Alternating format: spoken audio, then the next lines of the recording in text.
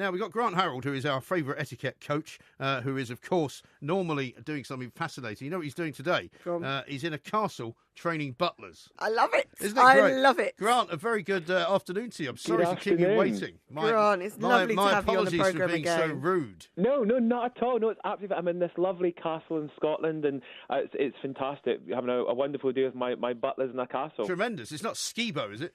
No. It's actually Borthwick, which is equally as grand. Marvellous. Wow, absolutely tremendous. what a job you've got. I do miss my Scottish castles, I have to say. Now, I think I'm right in saying that people in general, and it's not just bad neighbours, it's people all over the place, seem to be much more rude to each other now, don't they? I agree. It's really sad because I've kind of said to people, it's becoming, instead of the land of hope and glory, it's turning into a land of rudeness and despair. Indeed. I mean, every time you kind of go out, and it was interesting what you were saying about saying good morning to each other. Yeah. Hardly anybody says it. People kind of almost look away from each other, and the only communication you have is if somebody does something wrong, or they're rude to each other, don't even hold doors open to each other. It's almost like they want to complain about everything as well. Yeah. I was telling Casey yesterday, I had an incident in a Pret, a local Pret a Manger down the road here, where I bumped into somebody, right? But we both were kind of to blame. I apologised immediately and found myself being stared down at by this guy who was wearing headphones, so he couldn't hear my apology, and started sort of bellowing at me that I should watch where I was going.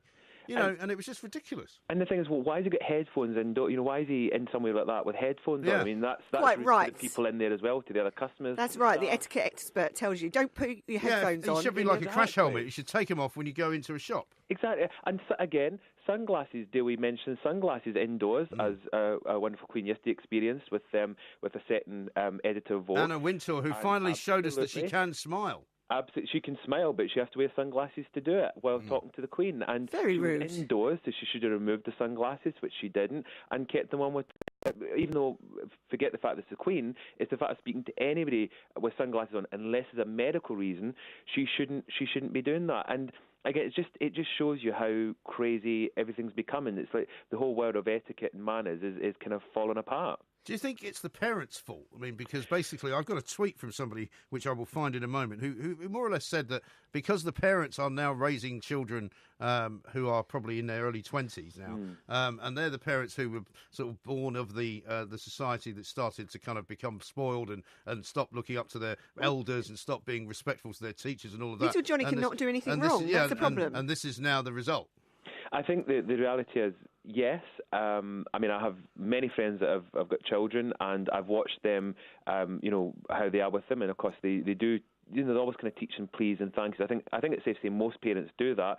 I think the problem comes is that it's one hand where you're saying to the child, always be polite to others, always say please and thank you, and then they see the parents having a fallout, or in the car getting angry with somebody and hooting the horn, and then children then think, oh, that's obviously that's how we should be, and that's where it's going wrong. You can't teach kids one thing and then do another, because they're looking at their parents as their role models.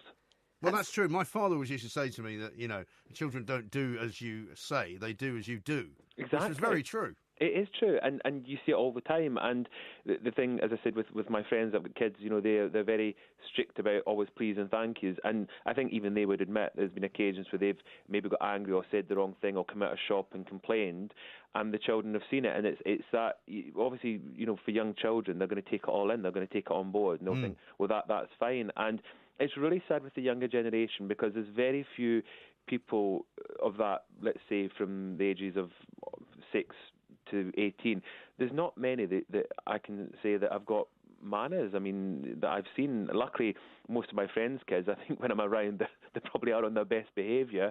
But it's really sad. In fact, there's a young gentleman who's a friend in Scotland that I saw the other day. He's only 14.